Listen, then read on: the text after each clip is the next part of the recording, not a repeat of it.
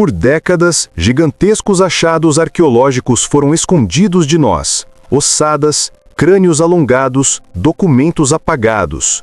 Tudo escondido dentro de cofres e porões de instituições do nosso próprio país. Agora imagine, por trás desse silêncio existe um esforço coordenado para proteger a teoria mais defendida do mundo moderno, mesmo que ela esteja desmoronando diante das evidências.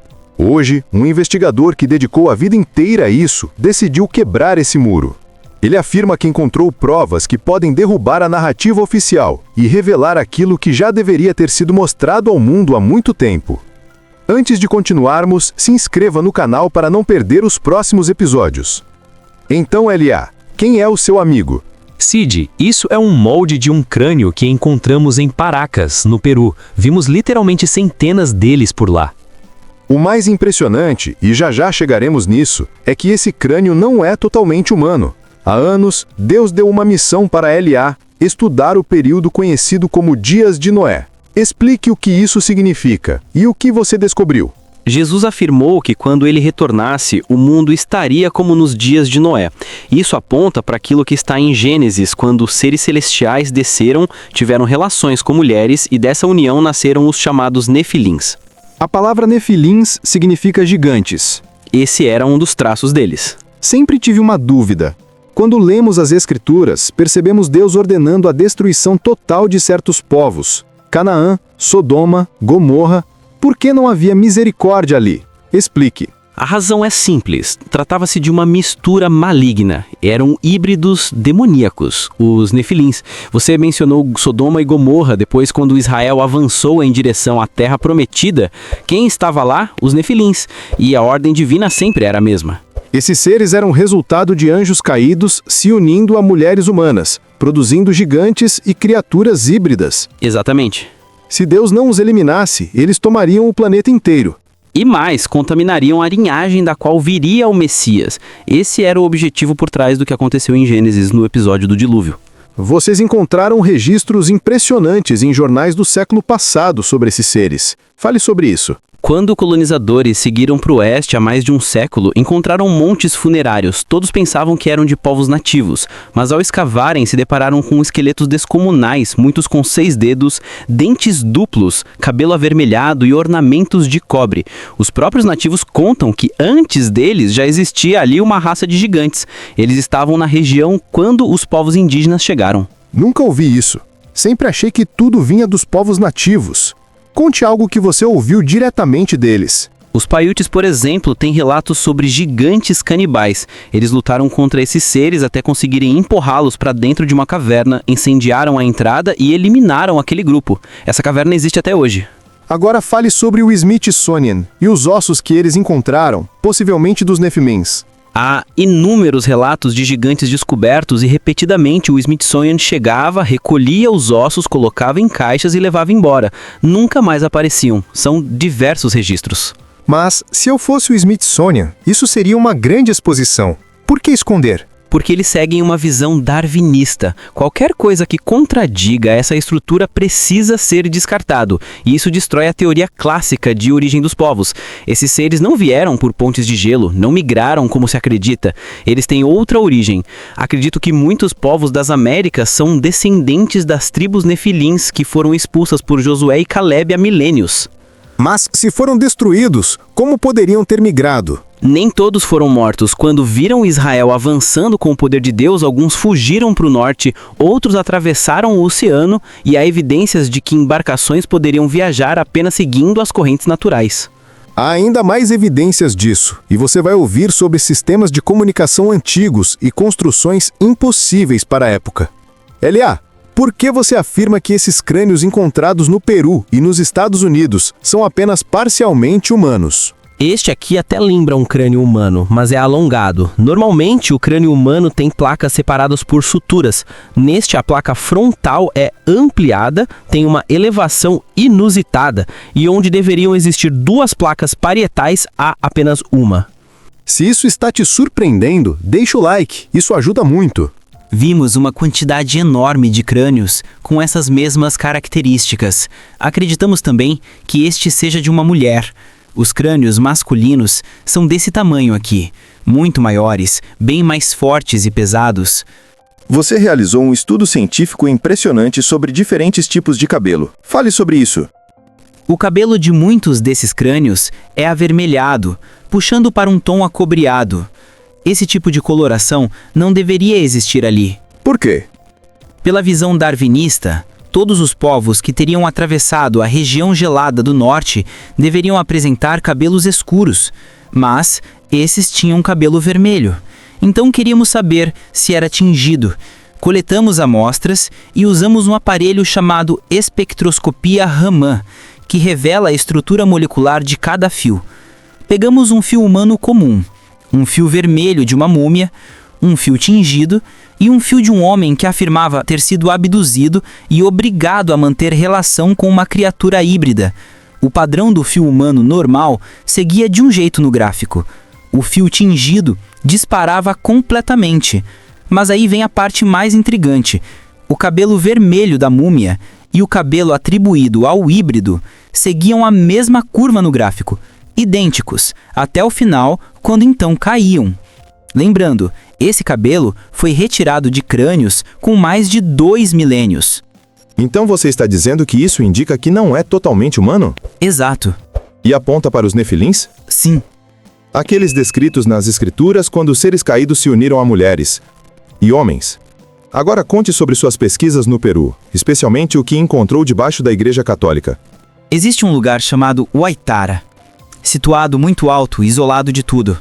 Ali, há ruínas megalíticas antigas, e sobre essas ruínas, construíram uma igreja católica. Explique para todos o que é uma ruína megalítica. São obras feitas com enormes blocos de pedra. Encontramos esse tipo de construção em várias partes do mundo. Dentro dessa igreja, há imagens, símbolos e tudo mais, mas na base das paredes, até certa altura, estão pedras antigas, perfeitamente encaixadas, sem argamassa. A precisão é tão grande que não cabe sequer um fio de cabelo entre uma pedra e outra.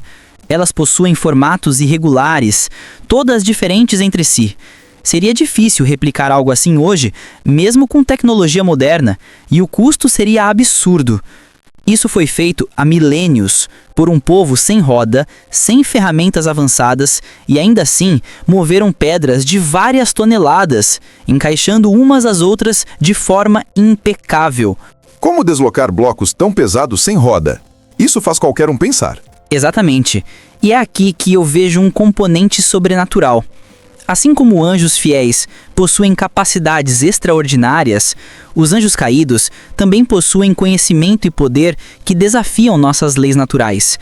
Acredito que essas pedras foram moldadas com tecnologia ligada aos seres, que chamamos de nefilins. Impressionante. Há milênios, civilizações antigas já tinham eletricidade. Como isso é possível? Essas pedras que mencionamos, à base da igreja, possuíam propriedades elétricas ou superfícies polidas ao extremo. Eram retiradas de pedreiras específicas, algumas de granito, outras de materiais ainda mais duros. Funcionavam como rádios de cristal, como os do início do século passado, conduzindo energia. Acreditamos que existia uma rede global antiga, conectando vários pontos do planeta.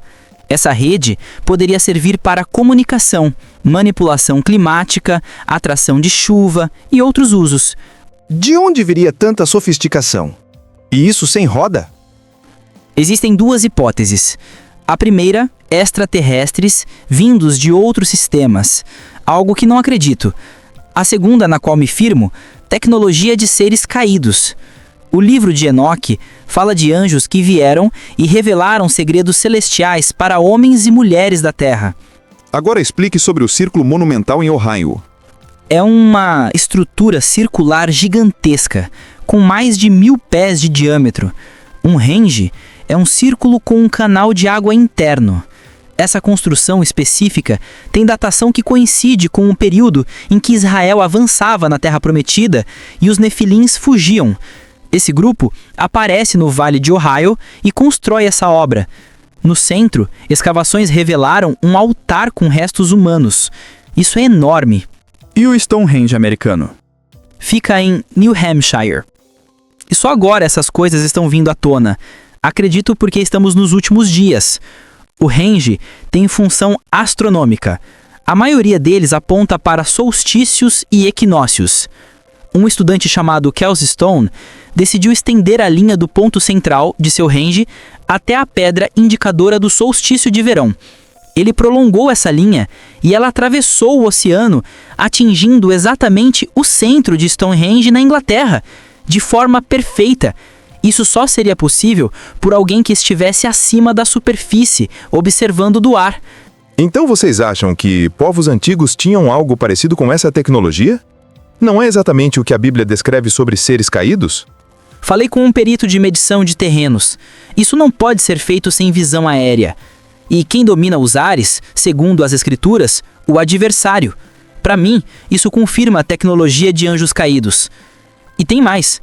Continuando a linha traçada de New Hampshire, depois de atravessar Stonehenge, ela termina em Beirute, no Líbano, terra dos fenícios, descendentes dos cananeus, um povo ligado aos nefilins. Então, parte deles realmente veio para a América. Exatamente. E por isso encontram esses crânios e ossos? Alguns desses restos mostram pessoas com que altura? Há registros de gigantes com alturas enormes, chegando às medidas extremas em alguns montes funerários.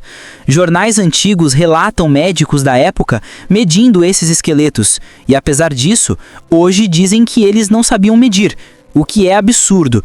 Depois, o Smithsonian recolhia todos os ossos e sumia com tudo. É uma ocultação enorme. Sim, é um grande encobrimento. Agora explique como tudo isso se conecta com a marca da besta. A marca da besta possui 4 características. Quero saber sua opinião sobre isso. Comenta aqui embaixo.